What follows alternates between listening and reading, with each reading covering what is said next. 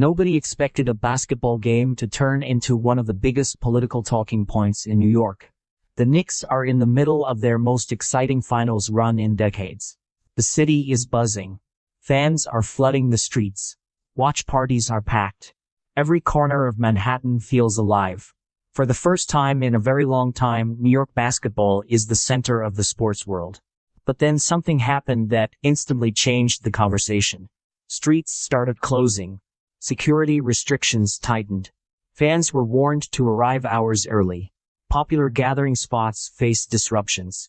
And suddenly, what should have been a celebration of basketball became a debate about politics, security, and whether one person's presence was worth turning the entire city upside down. Because as New Yorkers prepared for one of the biggest games in franchise history, Donald Trump announced that he was coming to Madison Square Garden. And the reaction was immediate. For the past few weeks, New York has been experiencing something that only sports can create. It doesn't matter where you're from. It doesn't matter what your background is. It doesn't matter who you voted for. When your team is making history, the entire city starts moving together. That's exactly what was happening with the Knicks.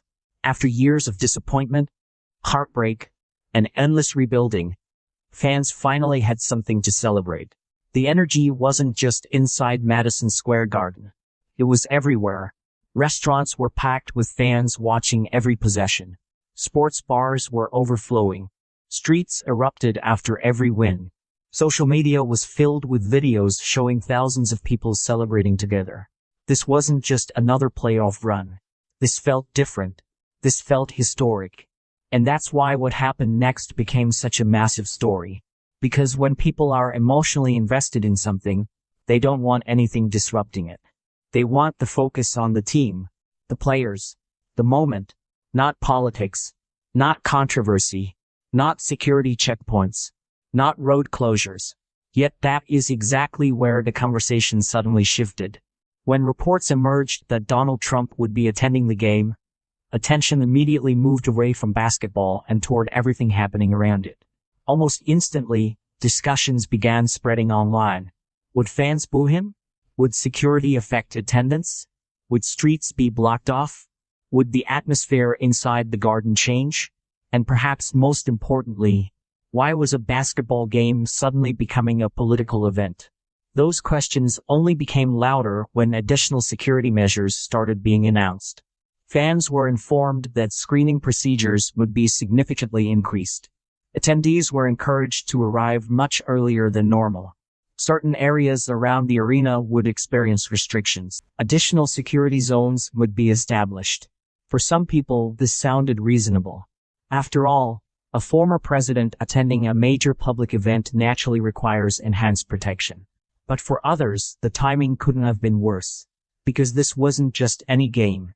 This was New York's biggest basketball moment in decades. And many fans felt that the focus was being pulled away from the team. Social media exploded. Comments flooded every platform. Some joked that if the Knicks lost, fans would blame Trump.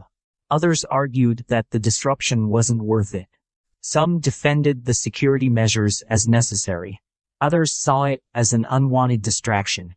Regardless of which side people took, one thing became impossible to deny. The story was no longer just about basketball. And that was exactly what many fans didn't want. The irony is that sports are often one of the few places where people with completely different beliefs can come together. For a few hours, politics disappears. Everyone wears the same colors. Everyone cheers for the same team. Everyone wants the same outcome. That's part of what makes sports special.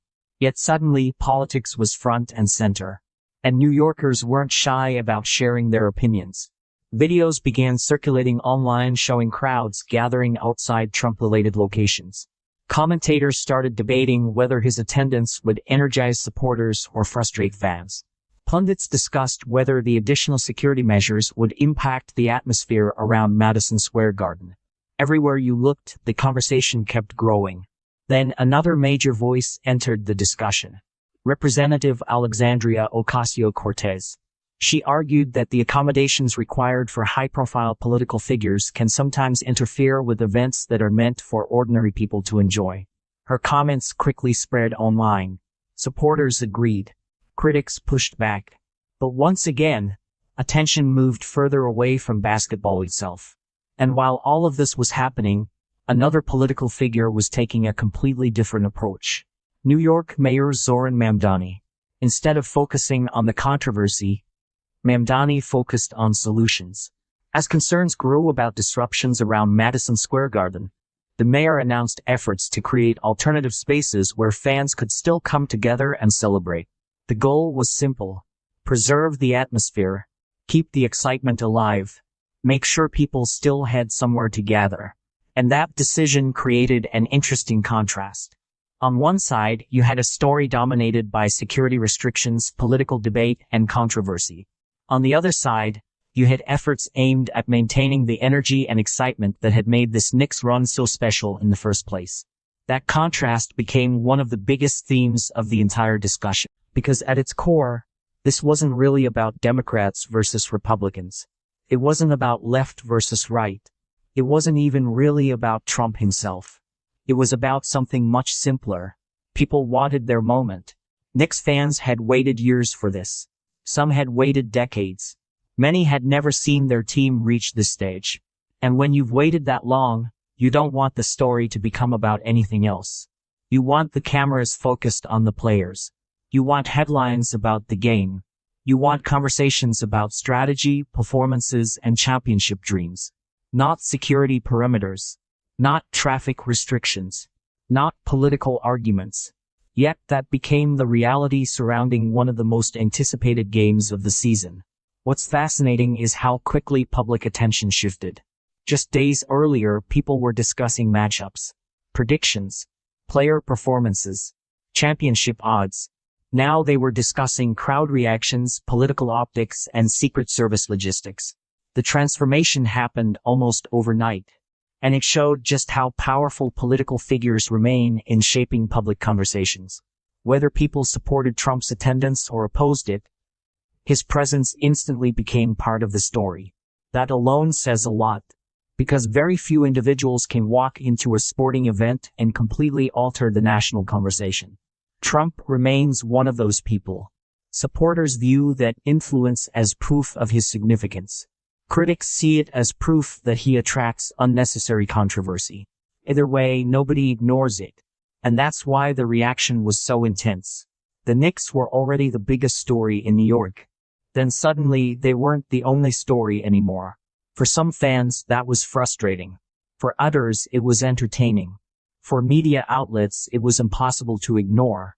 Every new development generated another headline, another debate, another viral clip, another social media argument. And through it all, the actual game kept getting closer. As tip-off approached, anticipation reached another level. Would fans boo? Would they cheer? Would the security measures affect attendance? Would any of the controversy matter once the game actually started? Nobody knew, but everyone was watching, because moments like this are bigger than sports. They become cultural events, and cultural events attract attention from every direction. By the time game day arrived, New York wasn't just preparing for a basketball game. It was preparing for a spectacle, a collision between sports, politics, media, celebrity, and public opinion. The kind of story that only happens in a city like New York. A city where every major event becomes larger than life. A city where every controversy becomes a headline. A city where every moment feels amplified. And that's exactly why this story captured so much attention. Not because of who was right. Not because of who was wrong. But because it revealed how quickly a city's focus can change. One moment, everyone is celebrating basketball. The next, they're debating politics. One moment, fans are talking about championship dreams. The next, they're discussing security procedures and road closures. One announcement changed everything. And whether you believe Trump's attendance was a major problem or a complete non-issue, there's no denying what happened. The conversation shifted. The spotlight moved. And for a brief moment, one of New York's greatest basketball celebrations became about much more than basketball. That's what made the story so fascinating. Because in the end, the biggest question wasn't whether Trump should attend. The biggest question was whether New York could keep its focus on the team that had brought the city together in the first place. And as the Knicks stepped onto the court with the entire nation watching, fans everywhere were about to find out whether the story would return to basketball, or whether the controversy surrounding the game would become the story everyone remembered.